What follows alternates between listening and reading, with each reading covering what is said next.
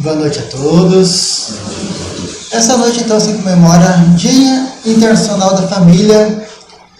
Hoje, então, começamos mais uma palestra, então, com a nossa convidada, a Jaqueline Medeiros.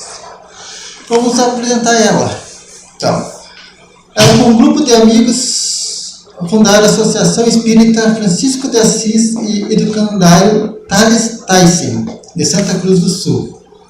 Que essa instituição Tyson é uma instituição que atua com os cursos para crianças e adolescentes.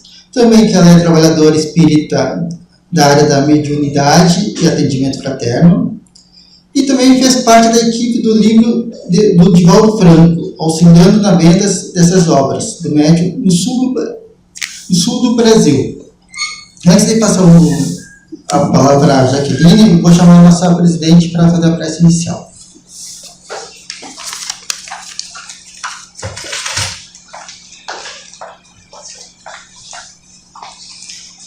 Vamos então, unidos em pensamento, agradecer por essa oportunidade de estarmos aqui reunidos nessa casa que nos acolhe e nos orienta.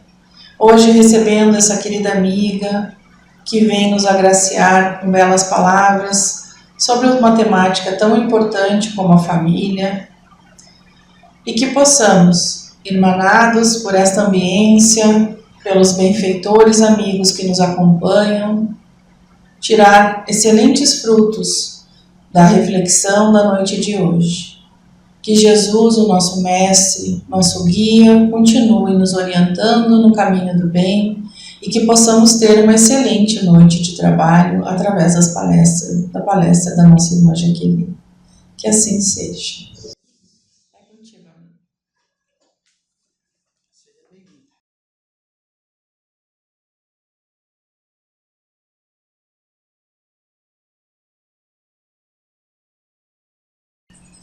Boa noite, amigos. É uma alegria estar aqui nesta noite, num dia tão especial, comemorando então o Dia Mundial da Família, onde nós nos reunimos. Olha, eu quero dizer que vocês são bem corajosos, porque está bem frio. É um dos primeiros frios desse inverno, né? E, no entanto, estamos aqui, nesta casa de Jesus. E o nosso irmão falou que foi o outro que disse que é uma palestra especial, mas eu considero todos os trabalhos espíritas especiais, porque a gente sabe que os benfeitores, eles estão atuando sempre. Então não é uma palestra especial, é uma palestra que eu posso dizer que foi preparada com muito carinho, pensando nesse dia, mas especialmente pensando no valor da família, porque afinal de contas todos nós estamos inseridos em uma família. O Espírito Joana de Ângeles, ela nos fala sobre os níveis de consciência que todos nós nos encontramos. Então ela classifica em 5 níveis de consciência. Consciência de sono com sonhos, consciência de si mesmo, consciência desperta e consciência cósmica. Todas estas consciências existem as nossas características que as revelam. Vamos entender um pouquinho mais sobre isso. Então, no nível de consciência de sono, ela nos fala que, basicamente, os indivíduos que estão neste nível de consciência se atraem somente pelas questões fisiológicas. Ou seja, se alimentar, dormir, se reproduzir. Ela também fala do nível de consciência de sono com sonhos. Então, este indivíduo, ele já começa um despertamento.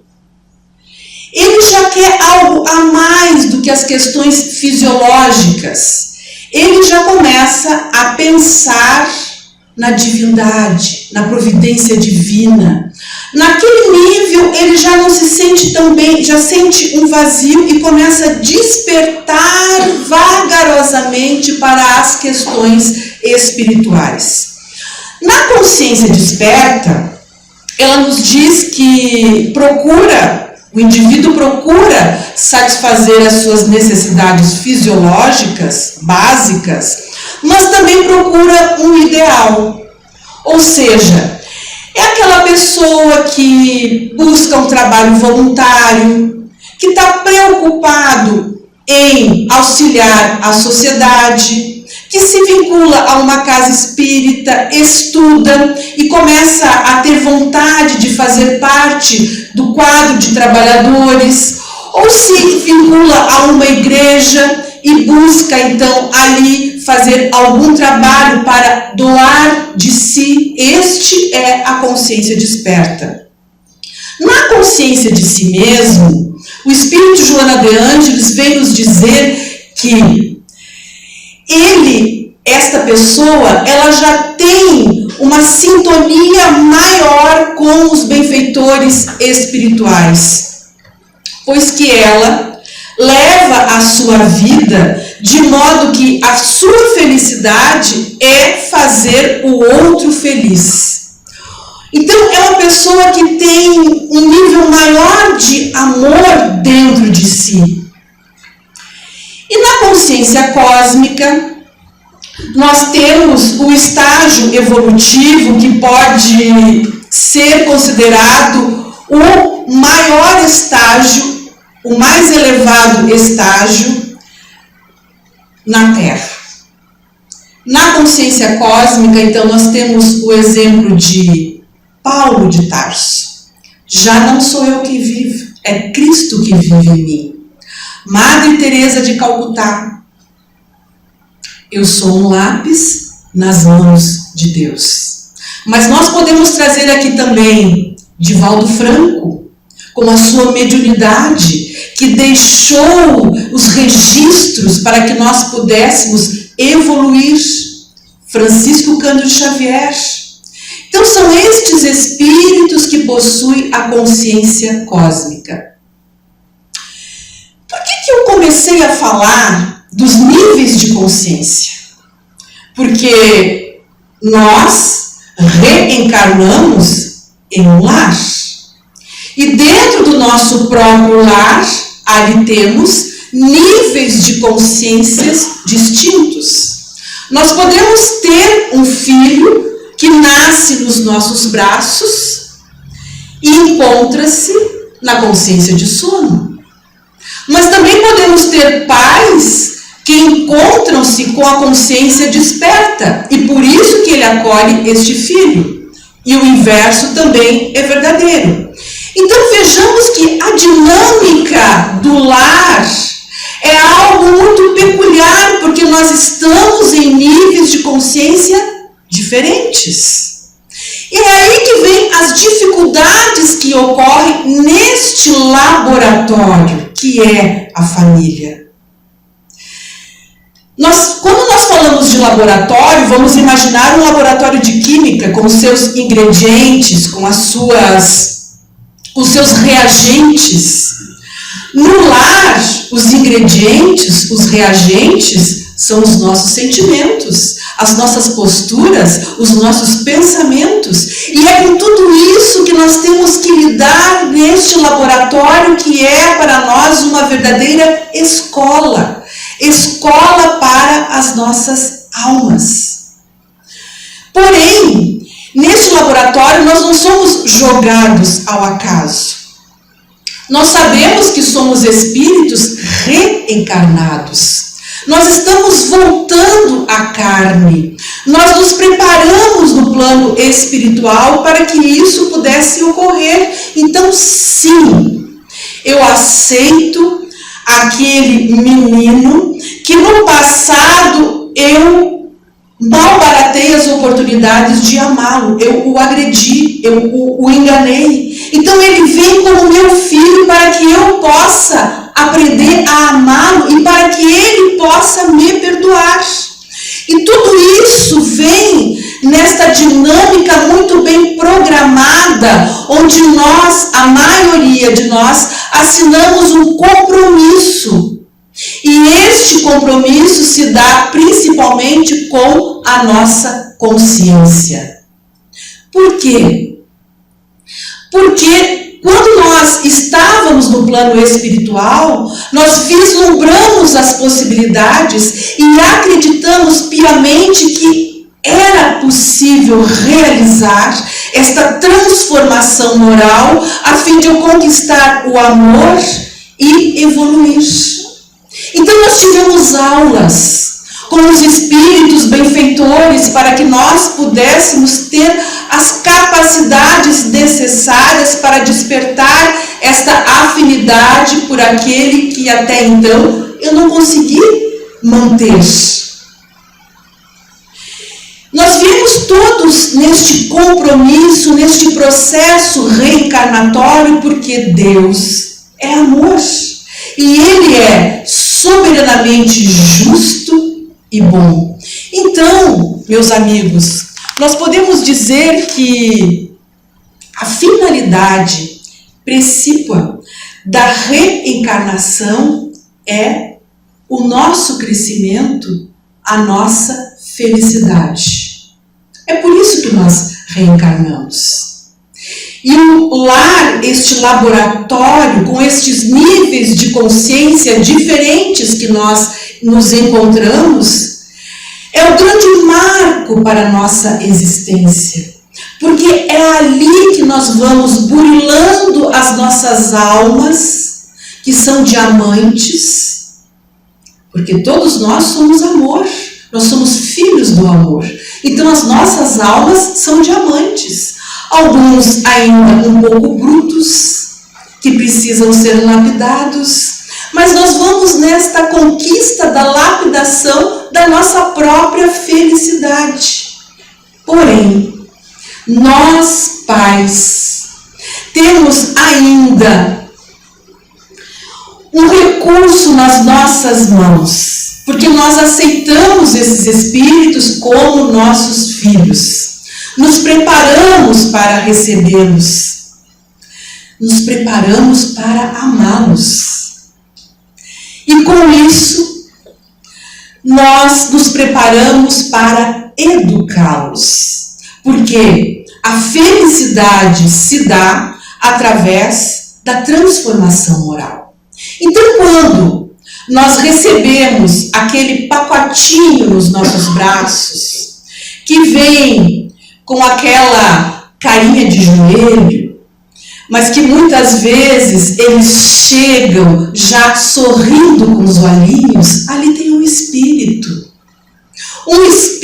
que nós aceitamos para amar.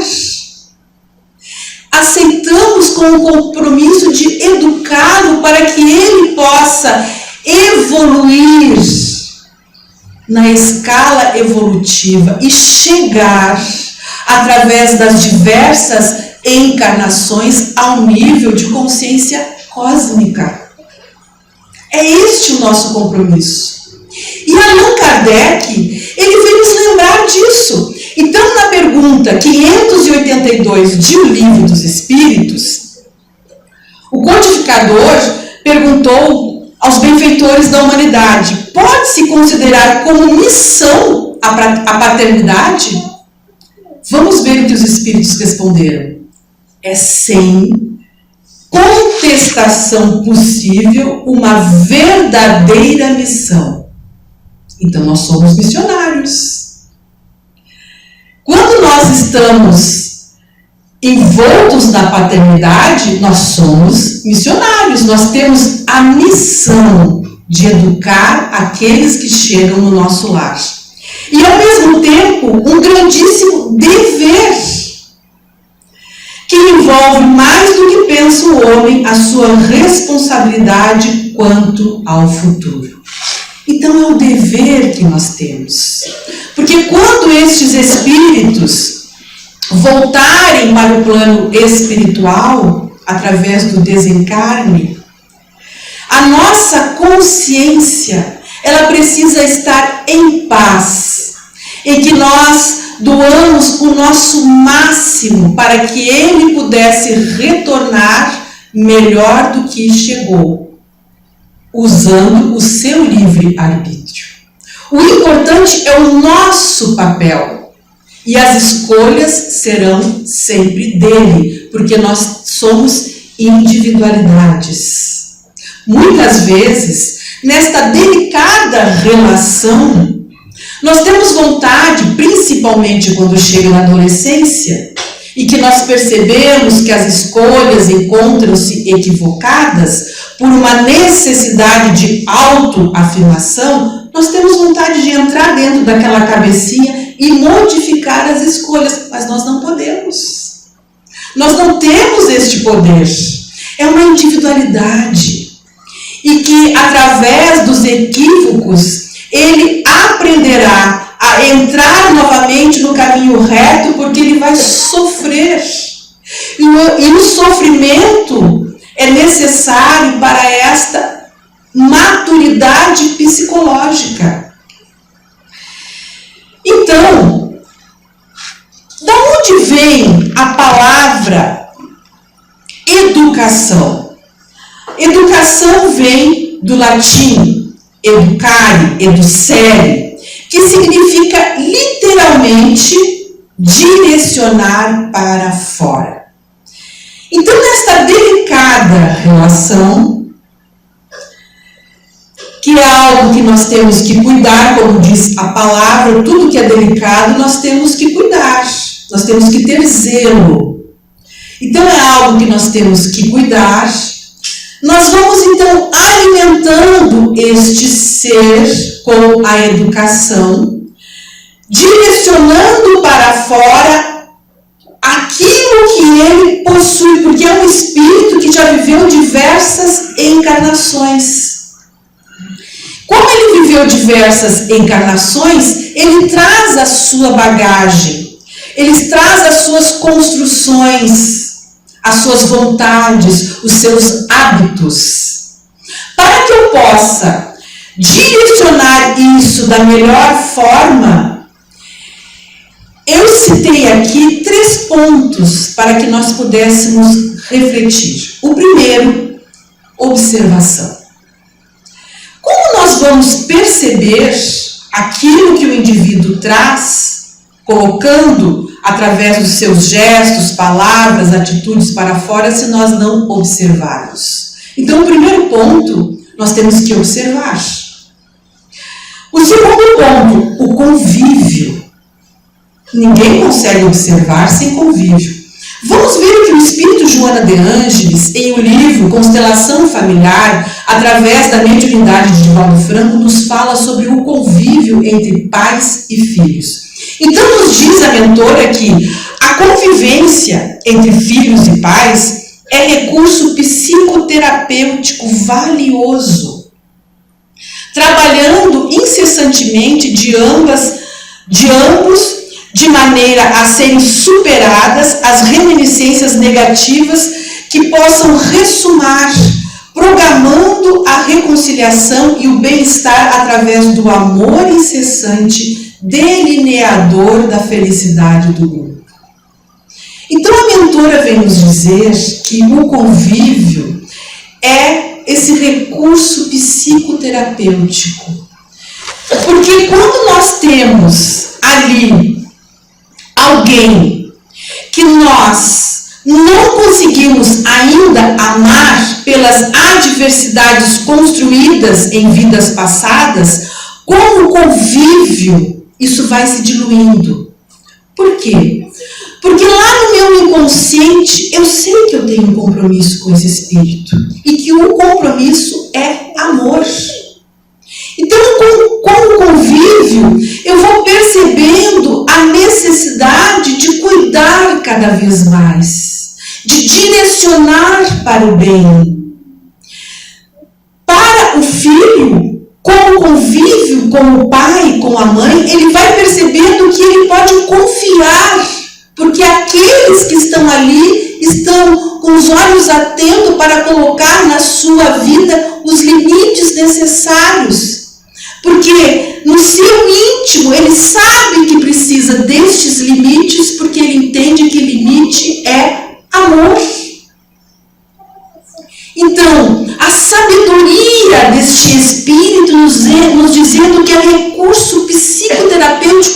harmonioso e que nós vamos construindo, então, nesta relação, o conteúdo de amor.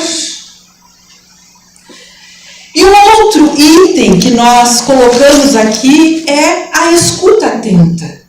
O processo educacional, nessa delicada relação entre pais e filhos, é necessário que haja a escuta atenta. E o que é uma escuta atenta? É a presença total. É a entrega de mente e de corpo e de olhos. Quando alguém está me falando, se eu estou com os pensamentos distantes, eu estou com a escuta atenta. É empatia. Muitas vezes, os adolescentes, eles trazem situações que eles querem nos falar algo e nós não somos empáticos. Vou trazer aqui um exemplo. Vamos supor que eu tenha um filho e este filho entra no quarto, onde eu estou lendo um livro, vai até o quarto, abre uma gaveta e diz: eu queria achar aqui um sabonete. Aí ele pega o sabonete, quando ele sai, ele diz assim: mãe, sabe que o fulano veio falar hoje comigo sobre drogas? O que o meu filho está querendo? Na verdade, ele está querendo que eu converse com ele sobre esse assunto. Ele deu uma porta, ele abriu uma porta para que eu pudesse conversar com ele sobre esse assunto. O que normalmente a gente faz se nós não temos a escuta atenta? Se nós não temos o convívio? O que a gente faz? Mas o que esse fulano está pensando em falar contigo sobre drogas? Nós fechamos a porta. Nós não abrimos os nossos ouvidos para ouvir o que ele está necessitando falar. O sabonete foi uma desculpa. Nem ele sabe disso, mas na verdade foi uma desculpa, porque ele queria uma aproximação com o pai e com a mãe para poder falar daquele assunto. Então nós temos que ter atenção, observação. Mas para tudo isso, nós necessitamos de tempo. E meus amigos, como hoje nós estamos com escassez de tempo.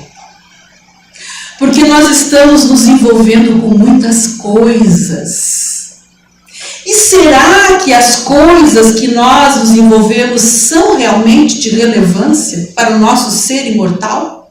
Para o compromisso que eu assumi com estes espíritos? Eu vou contar uma história. Eu conheci um menino chamado Lucas. E esse menino era um excelente aluno.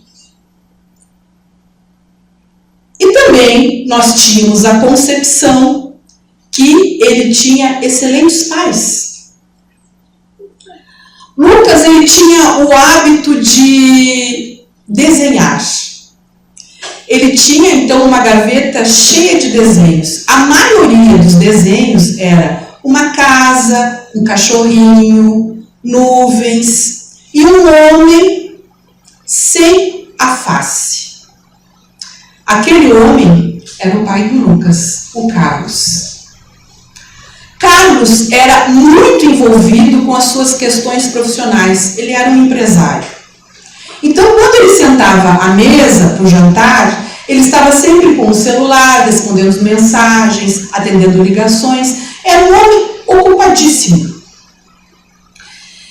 Quando ele chegava em casa à noite, sempre o Lucas já estava dormindo.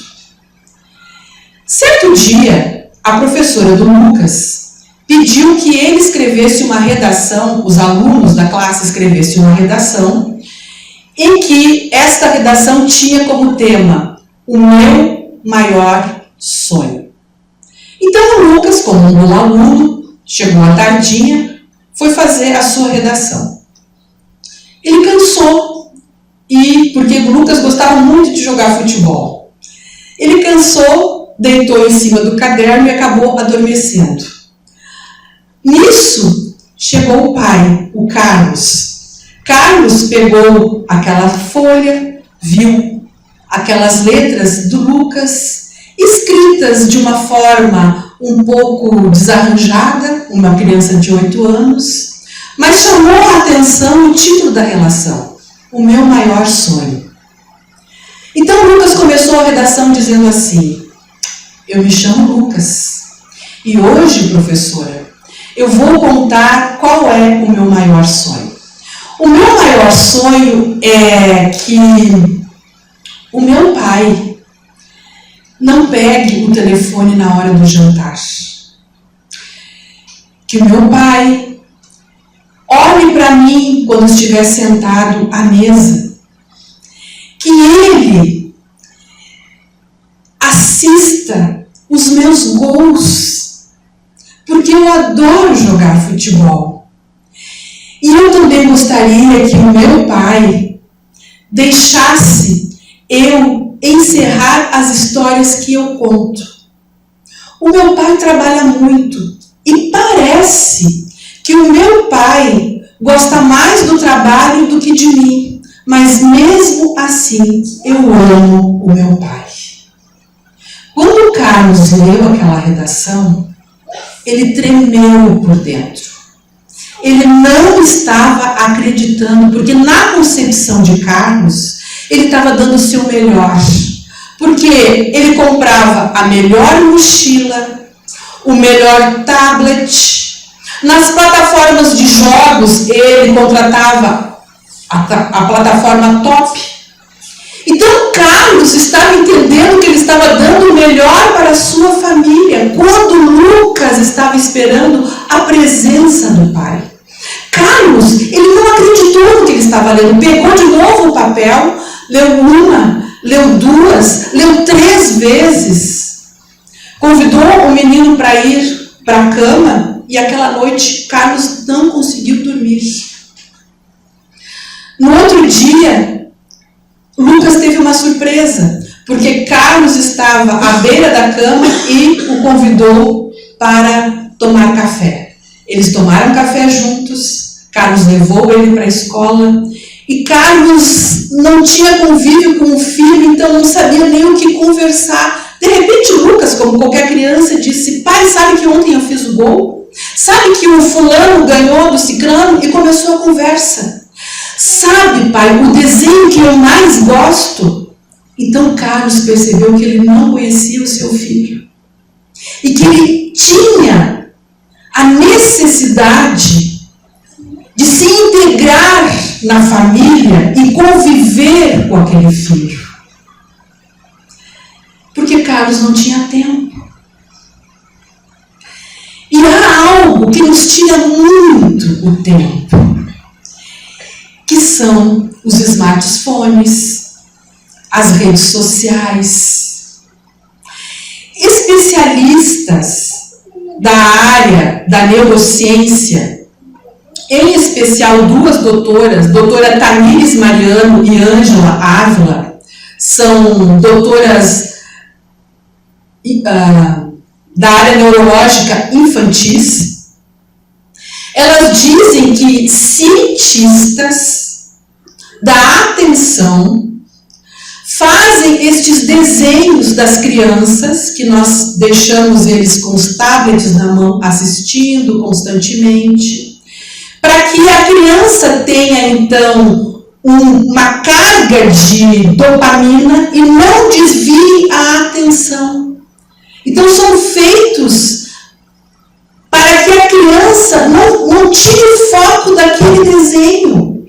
Uma pesquisa foi elaborada, colocaram bebês, pasmem, bebês, e os desenhos acontecendo. Era uma tela com os desenhos, outra tela com imagens de plantações, de mar.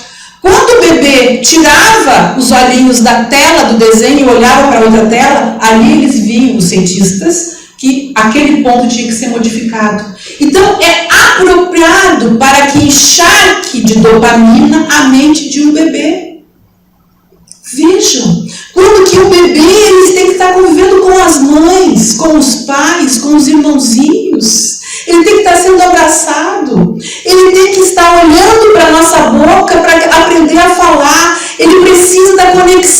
nossos olhos, nos olhos dele, para que hajam as sinapses, para que ele aprenda o valor do carinho, do amor. E para nós termos tempo, nós colocamos as telas à frente dos nossos filhos. Também há pesquisas em que desde 2017 há um aumento de suicídios na adolescência, um aumento de 30%. E as investigações, os cientistas da área neurológica indicam que são das telas. Porque o adolescente ele tem uma necessidade de autoafirmação. E ali com as telas, com as redes sociais, é muito fácil, porque de identificar se eu estou sendo bem-quisto, se eu estou sendo aceito. É um like, é um comentário. E pessoalmente, isso se torna mais difícil, porque nós temos que aprender a leitura do corpo, a leitura dos olhos, o que o outro fala, para saber se nós estamos sendo aceitos. Para o adolescente é muito fácil, é um like, é um comentário. Então, com isso, eles cada vez se vinculam mais neste rol, para que eles tenham esta afirmação. Porém, está trazendo prejuízos. Há um aumento de suicídios.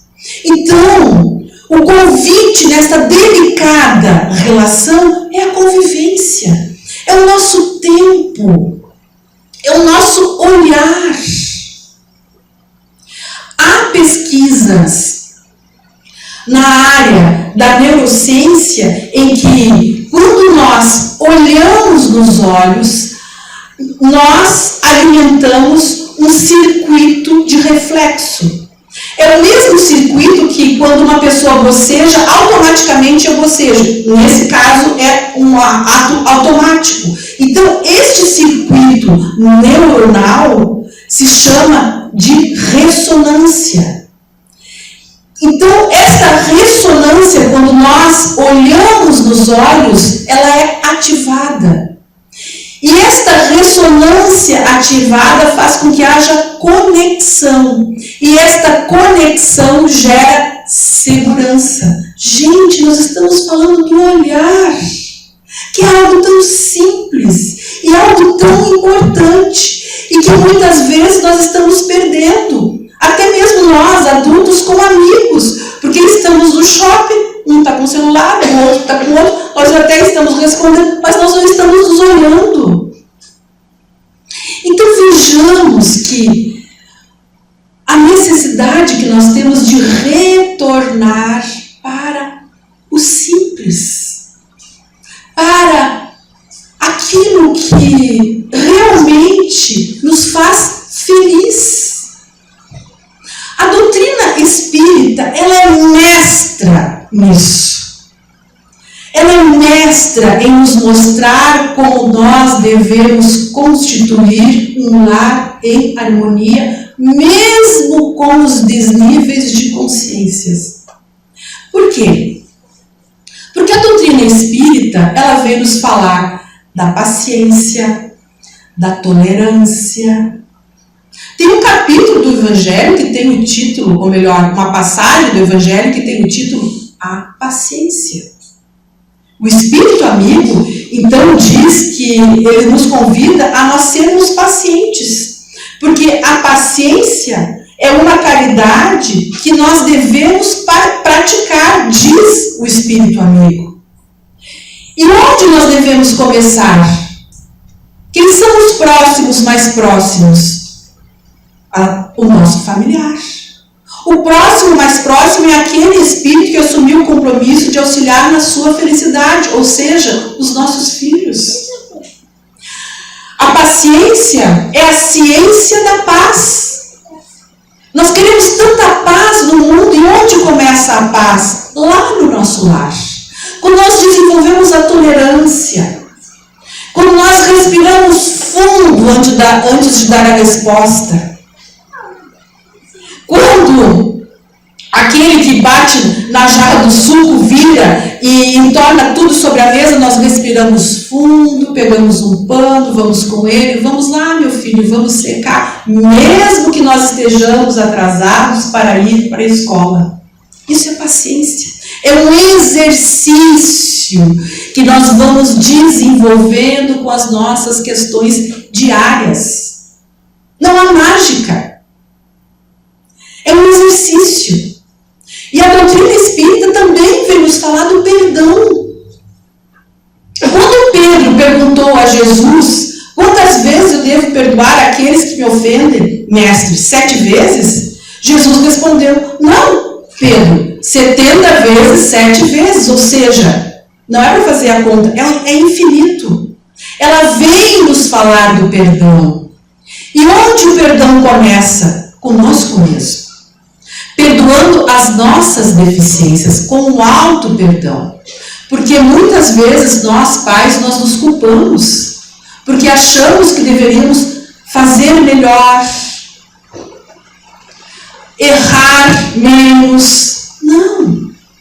Nós vamos dar o nosso máximo naquilo que nós conseguimos. Se nós nos equivocamos, que é natural, não somos perfeitos, nós vamos ali pedir desculpas, tentar retomar a rota, mas primeiro nós vamos nos perdoar. Voltando à história, Carlos percebeu o seu equívoco, ele se perdoou. Então, a partir daquele momento, ele ia assistir todas as partidas de futebol do Lucas. Mesmo que Lucas não fosse o melhor do time, ele ia lá, abraçava e dava a ele os parabéns, vibrava com os gols. O Lucas hoje é um palestrante. E Lucas usa nas suas palestras o exemplo do pai. Porque o pai refez a rota, porque ele se deu conta da necessidade do convívio e do amor. Então, o alto perdão. Quando nos perdoamos, nós conseguimos fazer este movimento para perdoar o próximo. Então, estamos lá, na nossa família, no nosso lar. Daqui a pouco, alguém nos traz uma colocação com mais intensidade, mais ríspida. Nós vamos respirar fundo, não vamos responder. Naquele momento até nós podemos ter a vontade de pegar o pescoço. Não, calma, vamos acerenar e vamos buscar conversar, tolerar, perdoar. É isso que a doutrina espírita nos convida. Ela também nos fala da aceitação das diferenças. Nós não temos filhos iguais. Cada espírito é um espírito. São diferentes, são individualidades. Jesus, ele andava, ensinava os doutores, mas também ele deu uma lição a Maria de Magdala, que vendia o seu corpo. Então Jesus acolhia a todos.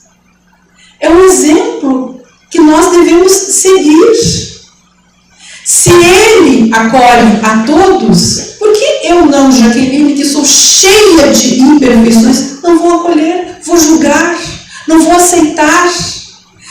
Então, os nossos filhos são diferentes, sim. Eles possuem características diferentes, porque a construção deles é de outras existências, e nós vamos aceitando essas diferenças e vamos, com o nosso processo educacional, com o nosso amor, com o nosso exemplo, educando-nos. A doutrina espírita também vem nos falar do autoconhecimento. Não existe processo de educação, não existe paz, até mesmo de consciência, sem o autoconhecimento. E aí nós vamos nos valer da pergunta 919A, em que Santo Agostinho nos dá uma lição de autoconhecimento. em que Ele nos convida a reflexões diárias das nossas atitudes.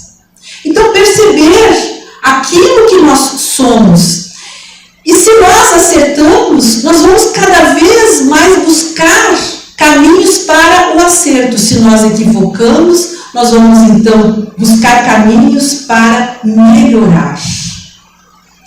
E um dos melhores caminhos para nós nos transformarmos é a nossa vontade e o auxílio da oração. O lar que ora é o lar que recebe Jesus. A oração é o que nos sustenta nas horas de provas.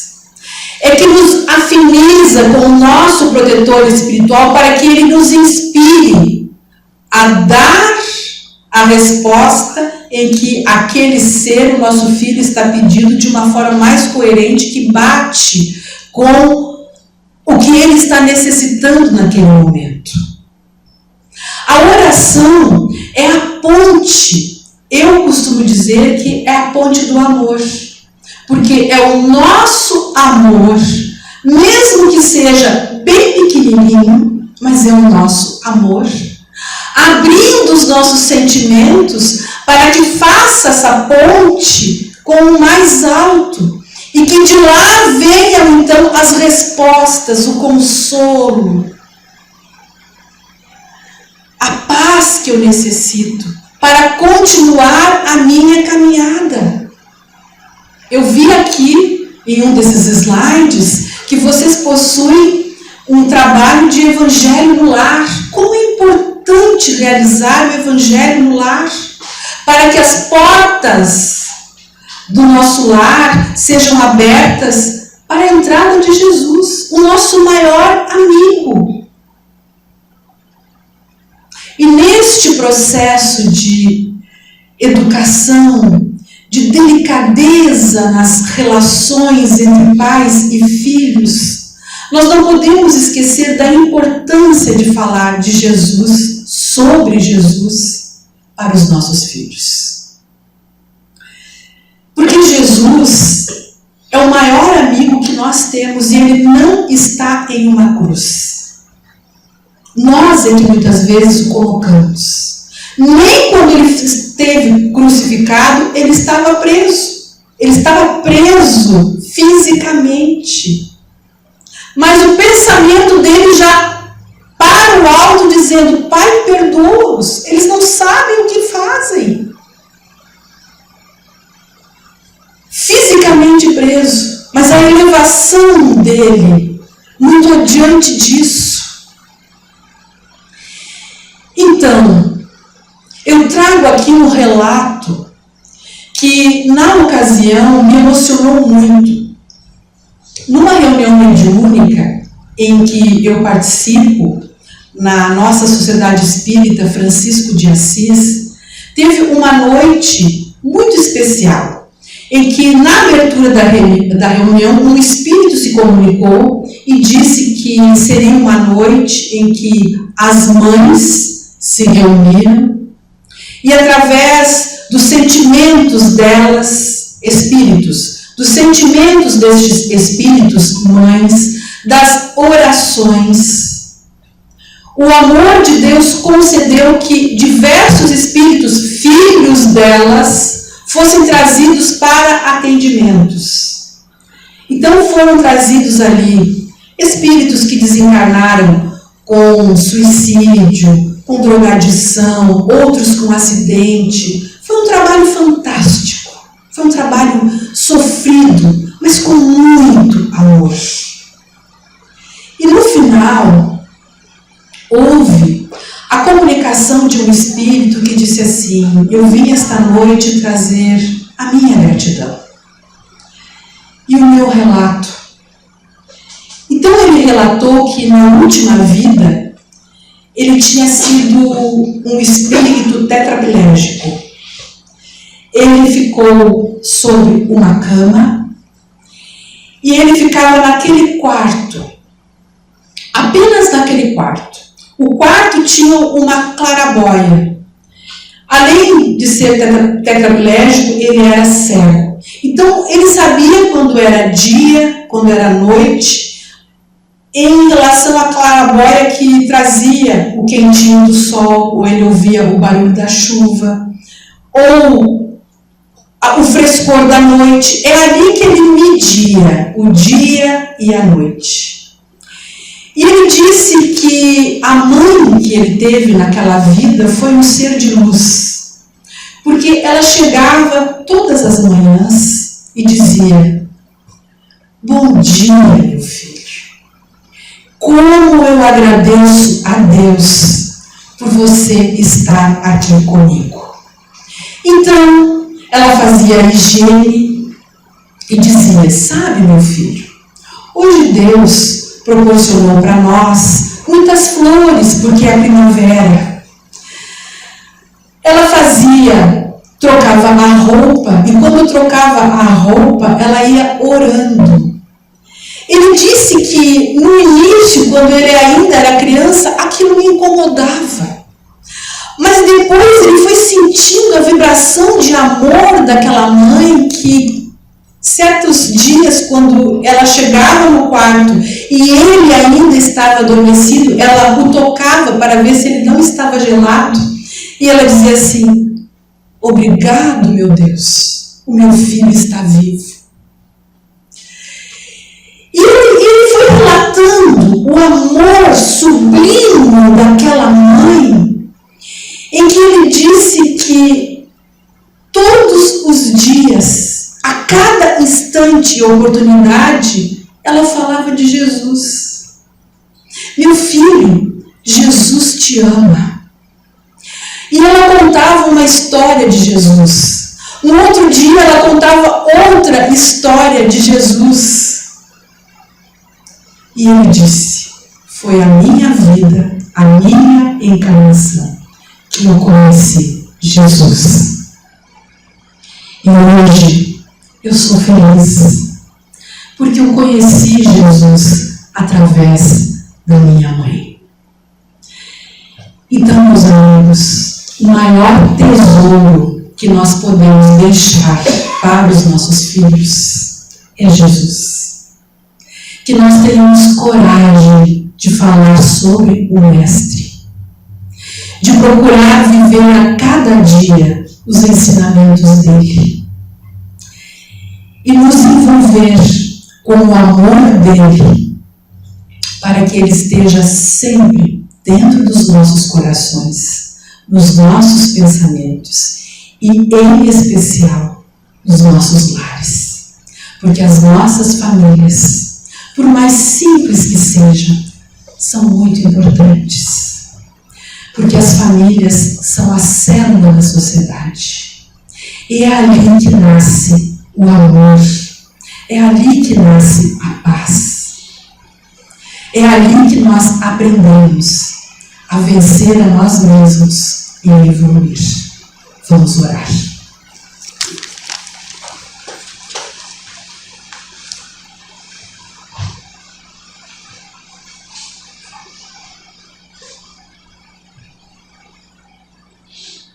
Mestre amado das nossas vidas, obrigado, Senhor, por estar aqui conosco nesta noite, através dos benfeitores espirituais. Estes espíritos que nos envolvem com tanto amor, trazendo tudo aquilo que nós necessitamos. Jesus amigo, renova as nossas forças psíquicas, ilumina os nossos corações para que nós possamos amar cada vez mais.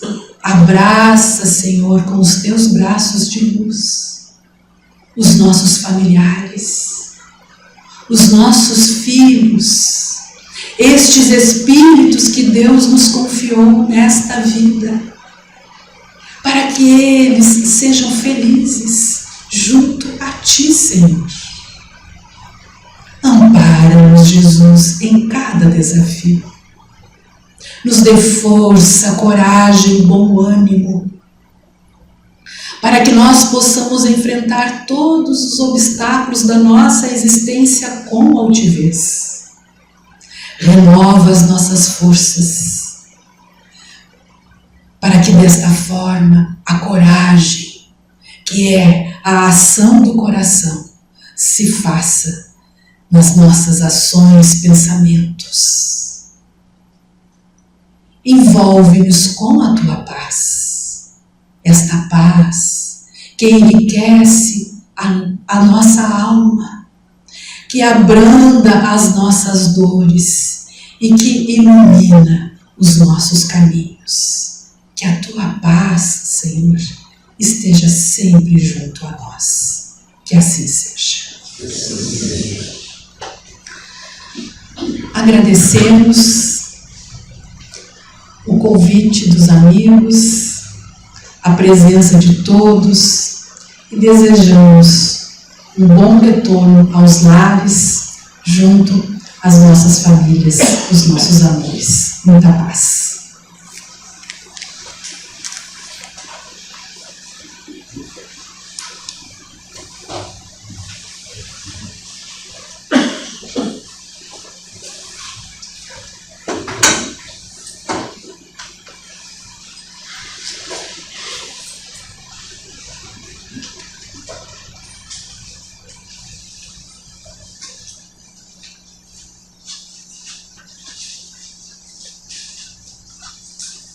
Pedimos aos irmãos que permaneçam sentados, nós vamos dar um passe, mantendo a concentração, cerrem levemente os nossos olhos.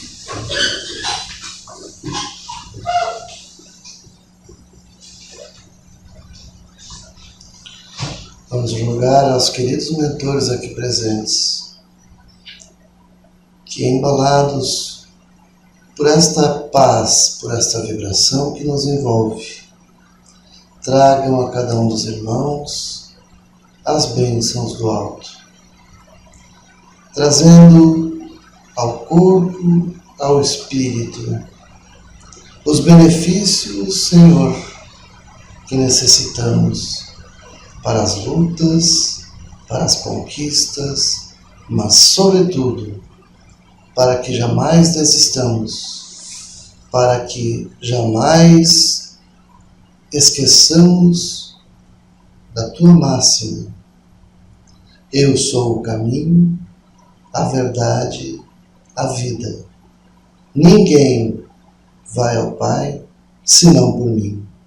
Senhor, que sigamos os teus passos, confiantes na certeza de que estás sempre ao nosso lado. E que assim seja. Que assim seja.